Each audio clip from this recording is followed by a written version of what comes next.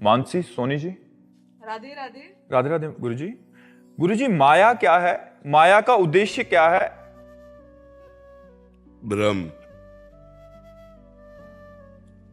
ब्रह्म को ढक करके नानात्व का दर्शन कराना, ये माया है।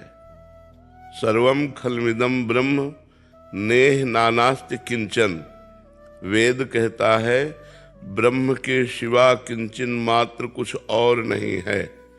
माया का कार्य है ब्रह्म के सिवा और कुछ प्रतीत करवाना, ब्रह्म का अनुभव ना होने देना।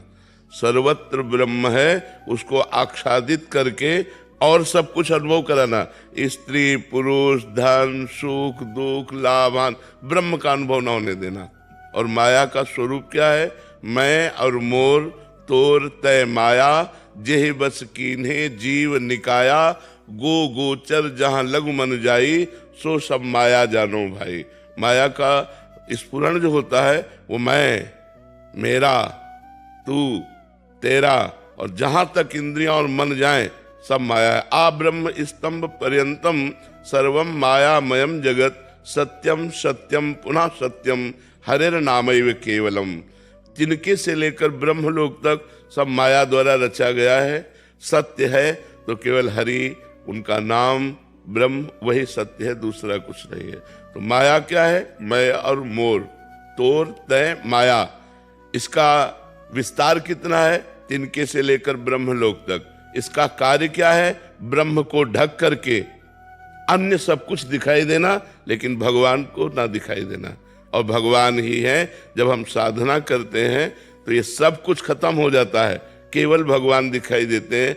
जैसे गोस्वामी तुलसीदास जी ने जब भगवान श्री राम की आराधना की और आराधना परिपक्व अवस्था में पहुंची, तब वो देख रहे हैं जड़ चेतन जग जीव जत सकल राम मैं जान।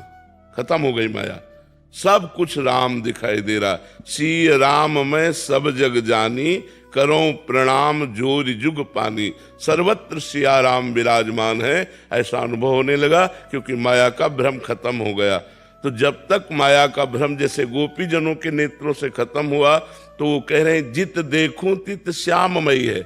सखी, पता नहीं मेरी आंखों को क्या हो गया है, ना स्त्री दिखाई दे रहा है, ना पुरुष दिखाई दे रहा है, ना जड़ न चैतन्य। मैं जिधर देखती हूँ मेरा श्याम सुंदर ही खड़ा दिखाई दे रहा है। अब माया खत्म हो गई तो श्याम सुंदर दिखाई देने लगे। माया का पर्दा डाल करके स्वयं भगवान खेल रहे हैं। स्त्री पुरुष नहीं है कोई, स्वयं भगवान है। पर ये बात अनुभव में आने नहीं दे रही, इसी का नाम माया है। और इसी माया पर विजय प्राप्त करने के लिए साधना की जाती है। गुरुजनों की शरण में होकर भगवान का स्मरण करते। देखो माया की पहचान बतावे, सूक्ष्म पहचान। चाह, अंदर देखो, चाह, जीने की चाह, भोगने की चाह, बड़े बनने की चाह, धन की चाह, मान की चाह। चाह यही माया है, और अचाह यही भगवत स्वरूप स्थिति है। जाहि न चाहिए, जाहि न चाहिए, कबहु कछु तुम सन सहज सने, बसहु निरंतर तासुर सो राउर निजगे।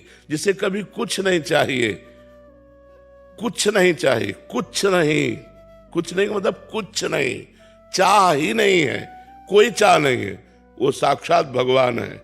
साक्षात भगवान उसके हृदय में प्रकाशित हो चुके। अब वो नहीं, अब स्वयं भगवान अपना घर बनाकर उसके हृदय में रह रहे।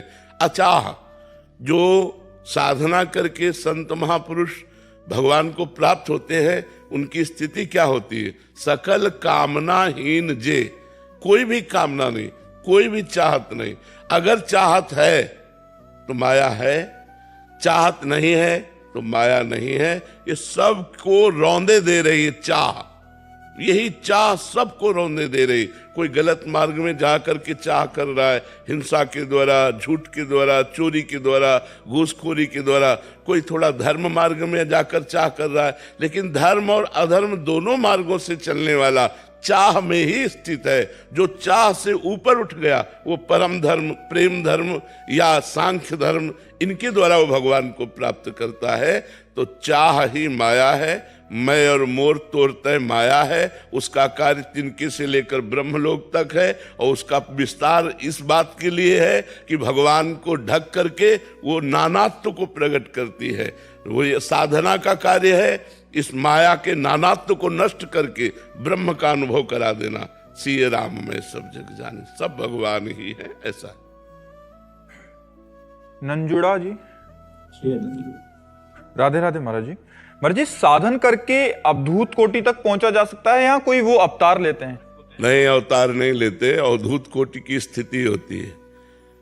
जो शरीर का भान भूल जाता है, खान पान विश्राम सब स्थिति भूलकर ब्रह्माकार वृत्ति, तब कब मल निकल रहा है उसको पता नहीं है, कब शरीर से मूत्र निकल रहा है उसको पता नहीं, कब भोजन सामने क्या आ गया उसको पता नहीं, स्वभाववश खा रहा है।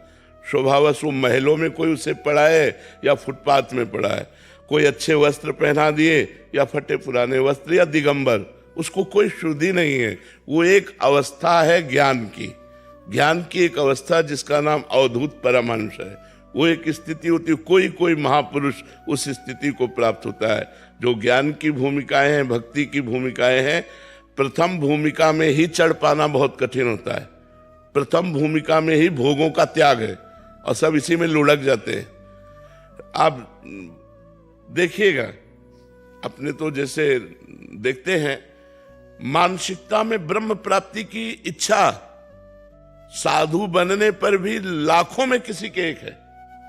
वो अहम की पुष्टता होती रहती है, लेकिन अहम का नाश करके ब्रह्म में स्थित हो जाना, परमात्मा साक्षात्कार करना, ये साधारण पुरुषों की तो बात जाने दो, जो साधु वेश धारण करते हैं उनमें से लाखों में किसी की एक होती है जो ब्रह्म प्राप्ति की बात होती है। नहीं तो माया ही अपना चक्र चलाती रहती है। तब लग जोगी जगत गुरु, जब लग रहे निराश। जगत गुरु कौन? बोले निराश, किसी से कोई आशा नहीं, किसी से कुछ नहीं चाहिए। और जब आशा मन में भई तो जग गुरु जोगी दास। और जब किसी संत के ये आशा हो गई कि आदमी हमको अमुक धनराशि देगा, अमुक सुख देगा, अमुक वस्तु देगा, तो वो शिष्य बन गया और जगत उसका गुरु हो गया। जगत गुरु वही है जो अचाह है, आप्त काम है। काम क्रोध लोभ मोह मद मत्सर छह में से किसी ने भी उसके हृदय को टच नहीं किया, हृदय को परास्त नहीं किया, वही जगत गुरु।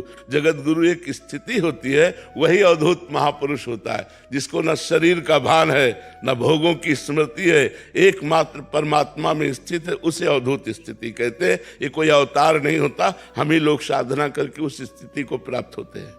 स्वाति जी, जयपुर से। राधे राधे महाराज जी। महाराज जी, मुझे बस इतना पूछना है कि जीवन में लगाव कैसे छोड़ा जाए? लगाव से लगाव छोड़ा जा सकता है। यदि हमारा श्री भगवान से लगाव हो जाए तो धन से लगाव, मकान से लगाव, परिवार से लगाव, इस शरीर से लगाव, सब छूट जाएगा, सब छूट। देह कुटुंब ते जाए, छूट सब ही विधि नातो।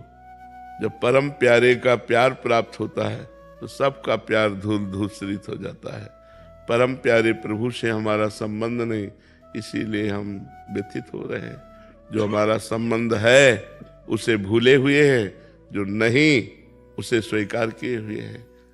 कितने भाई बंधु छोड़ दिए, कितने पत्नी पुत्र पति छोड़ दिए, अनेकों बार जन्म हुआ हमारा, कोई हमारा साथी नहीं, फिर अकेला। दुनिया में लाखों का मेला जुड़ा, हंसा जब जब उड़ा तो अकेला उड़ा, कोई साथी नहीं, कोई प्यार नहीं, अकेला यहाँ से जाना है। तो कम से कम अकेला जाना है तो अकेला बन तो जाऊं कुछ देर के लिए।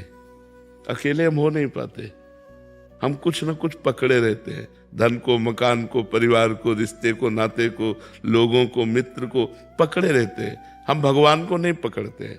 अगर भगवान को पकड़ लें तो सब पकड़ छूट जाए, भगवान से लगाव कर लें तो सबसे लगाव छूट जाए। भगवान से लगाव कैसे हो?